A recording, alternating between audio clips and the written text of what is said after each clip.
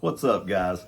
Today we're going to be comparing the Streamlight TLR 7 sub against the Olight Baldr Mini. Now we're going to go ahead and get one thing out of the way before we start comparing these two lights, and that is the price.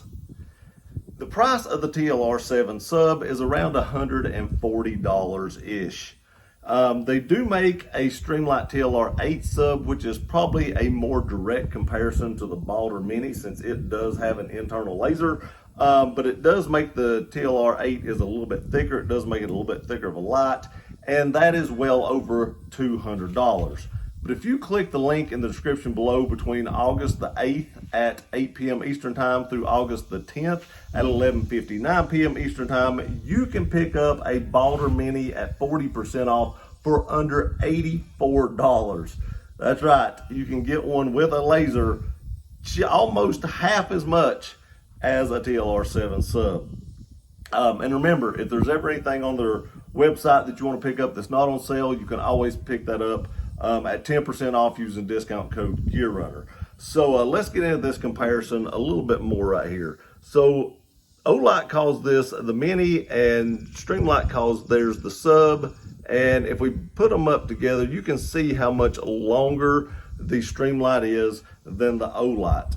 And the Olight has 600 lumens plus a laser, and the Streamlight only has 500 lumens, no laser. There again, you can pick up the TLR 8 with the laser, but that's going to be quite a bit more money, and definitely, almost 3 times as expensive as a Baldr Mini. Now, the way that the Streamlight actually goes on the light, or on the weapon, on the pistol, you can actually turn this little knob right here and tighten it down. Another thing is, you can see this says a 1913 right there. This one is specific for a 1913 rail. You have to buy these specifically for the gun or rail system that your gun actually has.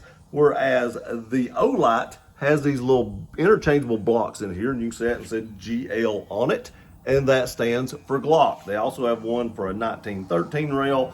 And also, when I did the TLR 7 sub for my X Macro, none of these blocks really fit that come with the 1913, so I had to buy a block from a company, a separate company, the Streamlight, to actually fit my X Macro to get the switches where I want them positioned at in conjunction with the trigger guard.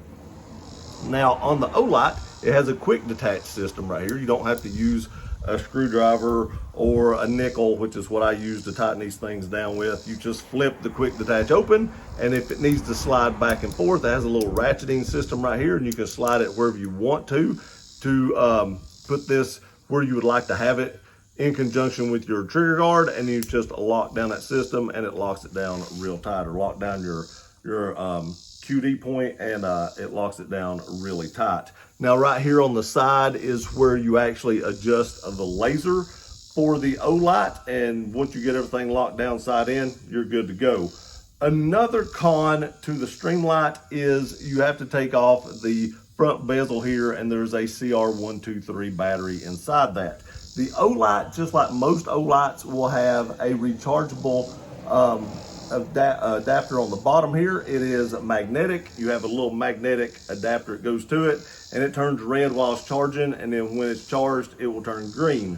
You can also see right here on the bottom, you have a switch that moves back and forth that you can do light only, laser and light, or laser only. So you can choose which function or mode you have on this light whenever you want that, depending on the situation that you're in. Most of the time, I run mine on light only. I don't run a lot of lasers, but I do like to have the option of a laser if I feel like I'm in a situation and need that. But let me put these on the pistols. I'll show you what they look like on the pistols, and then here in a minute, we'll, when it gets dark, it'll be a minute for you guys, but a few hours for me. We'll test out the beam patterns, and then I'll come back and give you my final thoughts.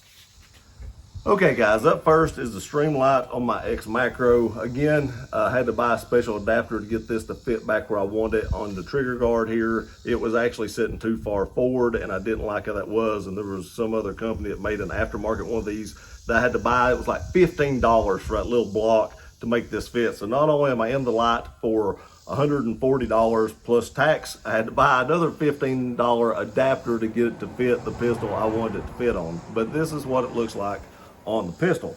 Now here again, the Olight, I have it on my CZ75P01, and you can see it fits exactly where I want it. But let's say I didn't want it right there. You just flip this little lever, you can slide it forward wherever you want it. Let's say I didn't want it all the way back, then I could lock it down right there. I have more room to get my finger in, and this is still at the edge of the trigger guard, and it is still secured on there. There again, I like mine to be back a little bit. So there it is. It's just a little bit easier for me to reach it with my thumb, and that's where I like mine to sit at. No extra charges needed. You buy the light and you can put it on anything, virtually any pistol you want, and make it fit exactly where you want. Okay, so now, like I said, as soon as it gets dark, we'll check out the beam comparisons between these two, and then I'll give you my final thoughts. All right, guys, finally got dark. It's actually darker out here than it's showing on camera. There's a fence down there that you can see that's about 20-ish yards. The tree behind it is about 23 yards. There's a fence back up on the backside that's about 100-ish yards, and there's a tree way up on top of the hill that's 200 yards. But I doubt we can see that tree with either one of these lights because it's only 500 lumens. So first up is going to be the Streamlight TLR 7A. We'll just turn that on, and you can see right there it does illuminate that fence. That tree illuminates very well.